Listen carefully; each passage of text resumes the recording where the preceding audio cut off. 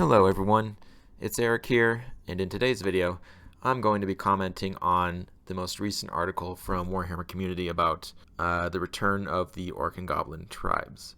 So I know this is probably my favorite faction from Warhammer Fantasy, and I think I liked it mainly because of just there's so much variety and character and the many units you can collect with this army. You know, you can flavor your army with like just a regular orc army, or a totally goblin army, or a night goblin army, or a forest goblin army, or a savage orc army, or just mostly black orcs, or lots of cavalry, and there's every kind of war machine. So just the variety and the scope of the line is just really, I think, is really impressive. And you know, I think there's just a lot of character and interesting units. So it's really great to see these units coming back. And I think in the beginning they're going to be prioritizing the units that, you know, were basically discontinued when Age of Sigmar hit. So we have the dual character kit in plastic.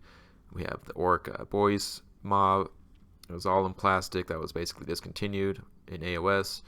And interestingly, looks like there's going to be a double kit that includes the air boys and the orc boys with the two hand weapons. And you know, some among you may remember that this is actually from the 6th edition starter set. That's actually what you got in the 6th edition starter set. So the sprue has the air boys and the boys with the two hand weapons. So I think it's really good to see that return, because this is really the only way you can get orc boys with bows and arrows, unless you wanted to customize it or buy that really expensive metal blister pack that had 3 air boys in it. So it's really nice to see it return. And then we have the Orc Boar Boys squad, and I think that the bigger bases are really going to benefit this squad especially. I know in the past they were so close together that it just didn't really look plausible. They were 2 millimeters apart from each other. So I think this is going to look a lot better. It's going to help with, you know, more room for creativity and not worrying about things ranking up as much.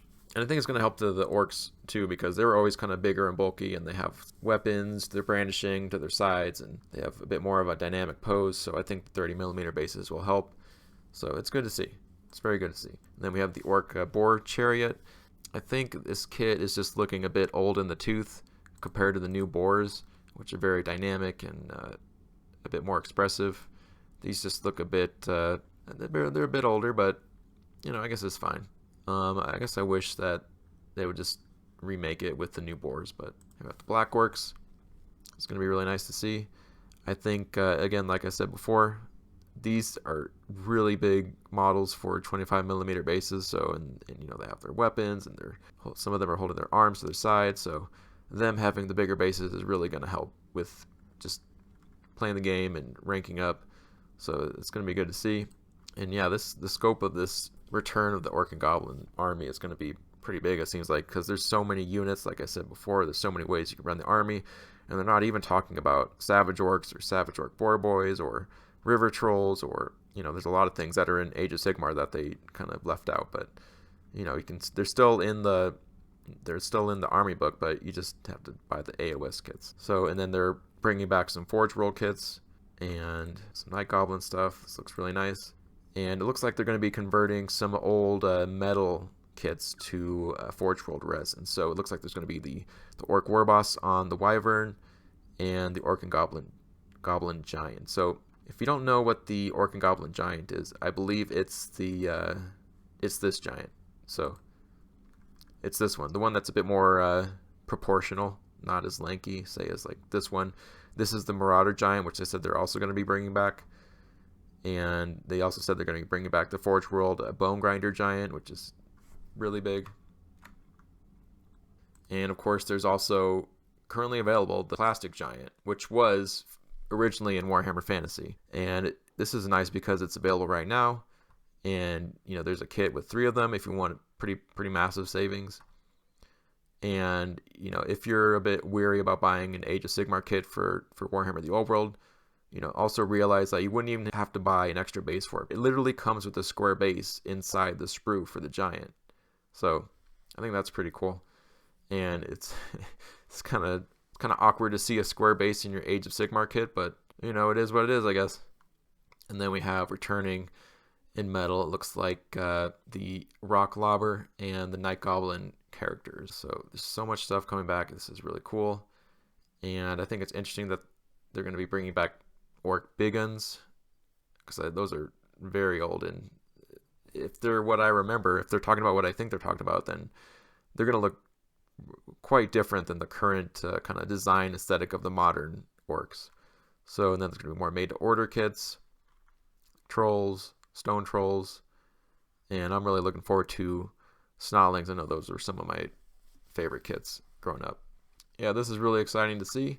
You know, I have a feeling this is probably one of the more popular armies just because it's so, like I said before, varied, and there's just so many ways you can build the army, and there's so many interesting and kind of characterful units that I think it's really nice to see, and I'm glad to see they're changing some of the rules so that they're not so impaired by they don't have animosity anymore. So that's good to see, and I think collectors are really going to be happy about this. I mean, if you were a collector and you know were looking for a chance to grab a hold of some of these older kits, I think it's going to be a good day for those of us out there who would like to see these older kits returning. So I'm going to be honest, these are going to be really expensive. Just if the whole metal Bretonnian and Tomb Kings were, if that set a precedent, then I think it's pretty likely that these are going to be just as expensive.